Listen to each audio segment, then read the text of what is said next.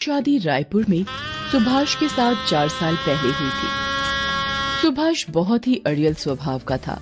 सुभाष हर वक्त सुलेखा को ताने मारता कि 4 साल की शादी में अभी तक एक भी बच्चा उसने पैदा नहीं किया। सुलेखा बहुत दुखी रहने लगी। एक दिन सुभाष सुलेखा को छोड़कर चला गया। सुलेखा को पता चला कि सुभाष दूसरी शादी करके किसी और के साथ रहने लगा है। सुलेखा को कुछ समझ नहीं आया कि इतना बड़ा दुख लेकर वो अपनी माँ के पास कैसे जाए, क्योंकि उसकी बूढ़ी माँ पहले ही बीमार रहती थी। पर सुलेखा के पास कोई और चारा नहीं था। वो अपनी माँ के घर चली जाती है। सुलेखा बेटी, तू अचानक क्या हुआ और दामाद जी नहीं आए? माँ, वो मुझे छोड़कर चले गए। उन्होंने किसी और से शादी कर ली क्योंकि मैं उन्हें बच्चा नहीं दे पाई। सुलेखा रोने लगती है। उसका दुख देखकर जानकी सदमे में रहने लगती है। सुलेखा को 1-2 दिन ही आए हुए होते हैं। अचानक एक दिन काम करते हुए सुलेखा बेहोश हो जाती है। जानकी बराबर में रहने वाले हकीम को बुलाती है। आपकी बेटी माँ बनने वाली है। ये पेट से है। क्या हकीम जी, मेरी बेटी माँ बनने वाली है? सुलेखा, तू माँ बनने वाली है बेटी? माँ, मैं क्या करूं? मेरा जीवन एक ऐसे दोराहे पर आकर खड़ा हो गया है जिसमें पीछे मुड़ने का कोई फायदा नहीं। मुझे अब इस बच्चे के लिए खुद जिम्मेदारी संभालनी है। एक गर्भवती माँ का प्यार मेरे बच्चे को माँ बाप दोनों का प्यार देगा। सुलेखा के साथ जो भी गलत हुआ था वो उसको दोबारा याद नहीं करना चाहती थी। धीरे धीरे दिन बीतने लगे। सुलेखा को पैसों की जरूरत थी, इसलिए वो घरों में चौका बर्तन का काम करने लगी। सारा दिन घरों में काम करके वो थकी हारी घर लौटती थी। गर्भवती होने के कारण उसे काम करने में तकलीफ तो होती थी, पर उसे बच्चे के लिए मेहनत करनी थी। 9 महीने बाद सुलेखा एक बेटे को जन्म देती है। बेटे को देखकर सुलेखा की आंखों में खुशी के आंसू आ जाते हैं। बेटे के जन्म से मानो उसे जीने का सहारा मिल जाता है, पर सुलेखा की माँ उम्र और बीमारी के चलते बेटी का साथ नहीं निभा पाती। सुलेखा की माँ का देहांत हो जाता है। सुलेखा माँ के बिना अधूरी हो गई थी। सुलेखा ने दोबारा काम पर जाना शुरू कर दिया। अब वो बेटे सुमित को भी काम पर साथ ही लेकर जाती। एक दिन, सुलेखा, तुम ये छोटे बच्चे के साथ काम पर आती हो, सारा ध्यान तो तुम्हारा इसकी देखभाल में ही लगा रहता है। ऐसे तो तुम कोई काम नहीं कर पाओगी। तुम अपना हिसाब कर लो, कल से काम पर मत आना। अब मैं क्या करूं? मेरे सारे घर धीरे धीरे छूट गए, पैसे भी खत्म हो गए। मुन्ना, रो मत, मैं तेरे लिए अभी दूध लाऊंगी। सुलेखा बेटे को लेकर दूध लेने चली जाती है। भैया, थोड़ा सा दूध मिलेगा? मेरा बच्चा बहुत भूखा है। मुफ्त में तो मैं तुझे दूध नहीं दूंगा।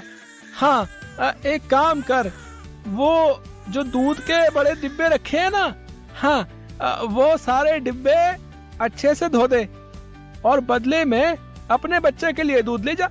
सुलेखा सारे डिब्बे धो देती है और अपने बेटे सुमित को दूध पिलाती है। मुश्किल भरे दिनों में भी एक माँ ने अपना साहस नहीं खोया था। एक रात जब सुलेखा अपनी झुग्गी में सो रही होती है। अरे उठो उठो, सब बस्ती में आग लग गई है। झुग्गियों से बाहर आओ सब। अरे जल्दी उठो। सुलेखा, ओ बेटी सुलेखा, जल्दी से बाहर आ, झुग्गियों में आग लग गई है। अरे ये आग कैसे लगी? मैं कैसे झुग्गी से बाहर निकलूं? अरे मेरा बच्चा, मैं कैसे जाऊं इस झुग्गी से बाहर? दरवाजे पर तो आग है। ये चादर लपेट देती हूँ मुन्ना को। हाँ, ये ठीक रहेगा। सुलेखा जैसे तैसे सुमित को बचाते हुए झुग्गी से बाहर निकलने लगती है। तभी एक जली लकड़ी सुलेखा के मुंह पर गिर जाती है। सुलेखा अपनी परवाह किए बिना सुमित को झुग्गी से बाहर सुरक्षित ले आती है, पर सुलेखा का मुंह एक तरफ से आग की वजह से जल जाता है। सुलेखा के पास इतने पैसे नहीं थे कि वो अपने चेहरे का इलाज करवा पाए, इसलिए उसका चेहरा देखने में भद्दा हो जाता है।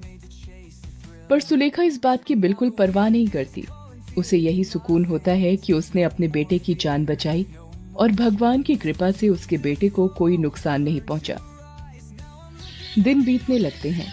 अब सुमित स्कूल जाने लगा था।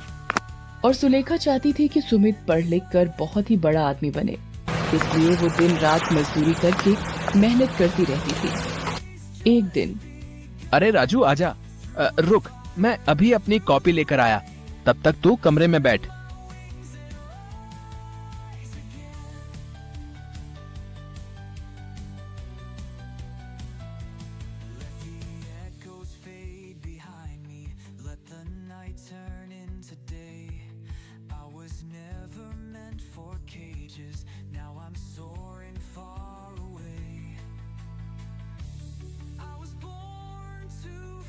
नहीं सुमित, तू मुझे कॉपी यहीं दे दे, मैं अंदर नहीं आ रहा। वो तुम्हारी माँ को देखकर मुझे बहुत डर लगता है और रात को नींद भी नहीं आती। उनका चेहरा बहुत ही डरावना है। अच्छा ठीक है राजू।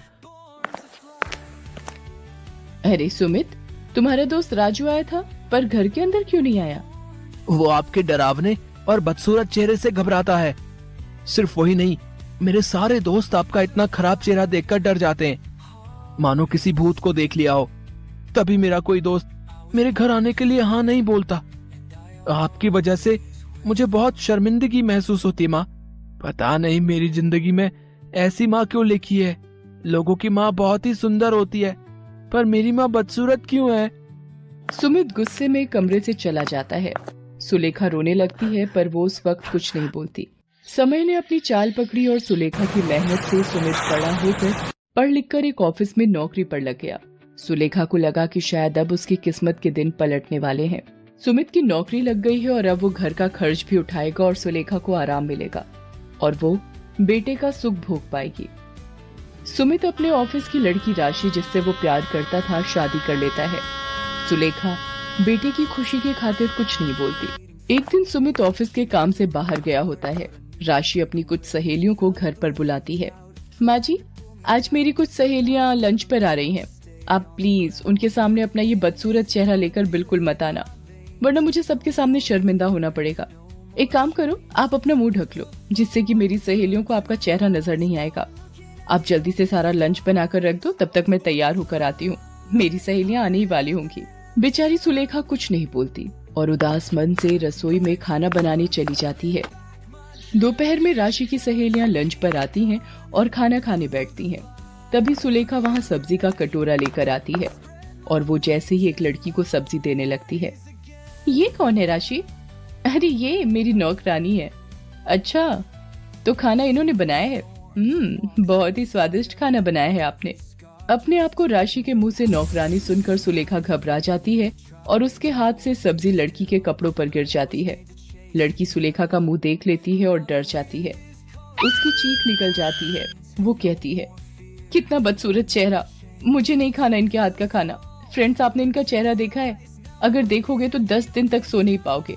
अरे ऐसे कैसे तुम लोग जा सकती हो? खाना तो पूरा खाकर जाओ। नहीं नहीं, हमें अब भूख नहीं है। हम लोग अब चलते हैं। करा दी ना मेरी बेइज्जती।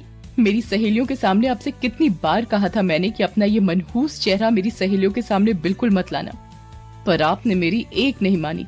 आने दो सुमित को, मैं अब इस घर में एक पल भी नहीं रह सकती। सुमित के आने के बाद राशि तरह तरह की बातें बनाकर सुलेखा के खिलाफ उसे भड़काती है। सुमित, अब मैं एक पल भी इस घर में और नहीं रह सकती। अगर तुमने अलग रहने का फैसला नहीं लिया तो मैं तुम्हें छोड़कर अपने मम्मी पापा के घर चली जाऊंगी। माँ, हम और अब आपके साथ नहीं रह सकते। हमारा भी अपना जीवन है, हमारा भी अपना अलग परिवार बनेगा। जब हमारे बच्चे होंगे और आपका ये बदसूरत चेहरा देखेंगे तो शायद वो भी शर्मिंदा होंगे। इसलिए यही सही रहेगा कि हम आपसे दूर हो जाएं। मैं राशि को लेकर जा रहा हूँ, हम आज से अलग रहेंगे। पर सुमित बेटा, मैं तुम्हारे बिना कैसे रहूंगी? मेरा तो जीवन ही तुमसे है बेटा। मेरी तो हर सुबह हर शाम तुम्हें देखकर ही होती है। तुम्हारे बिना मैं जिंदा नहीं रह पाऊंगी मेरे बेटे, मुझे छोड़कर मत जाओ। सुमित सुलेखा की बात को नहीं मानता और राशि के साथ अलग घर में रहने चला जाता है। सुलेखा सुमित के जाने से बहुत दुखी हो जाती है। सुमित के बिना जीवन काटना सुलेखा के लिए एक सजा थी। एक सुमित ही तो था जो उसके जीने की आस था।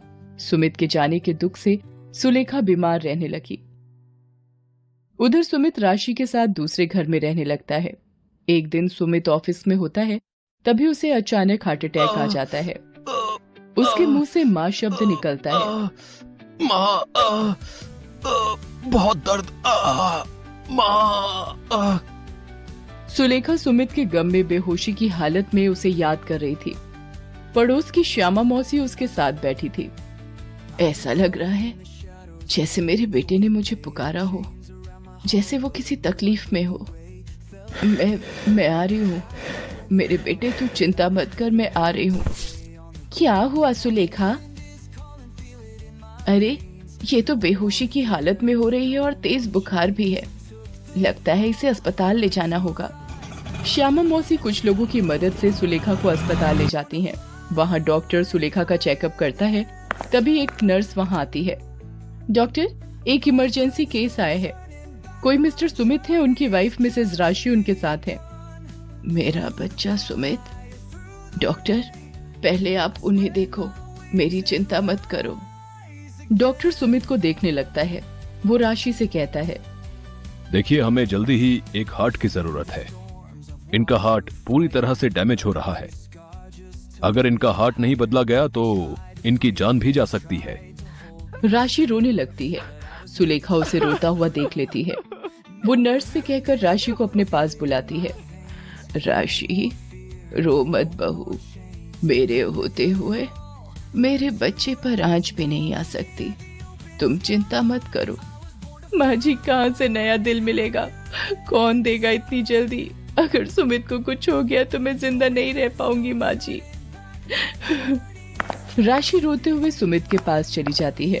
सुमित की तबीयत का सुनकर सुलेखा की तबीयत बिगड़ने लगती है। उसकी सांस फूलने लगती है।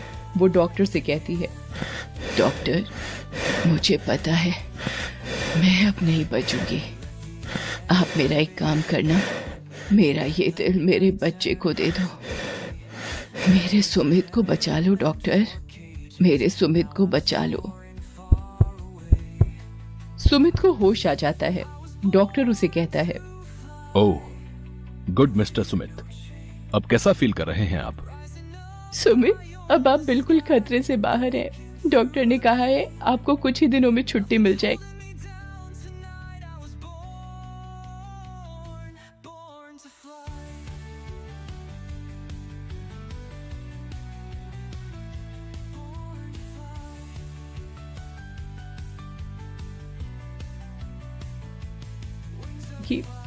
राशि, मुझे किसने बचाया? मुझे बताओ। मेरी जिंदगी पर उनका बहुत बड़ा एहसान है।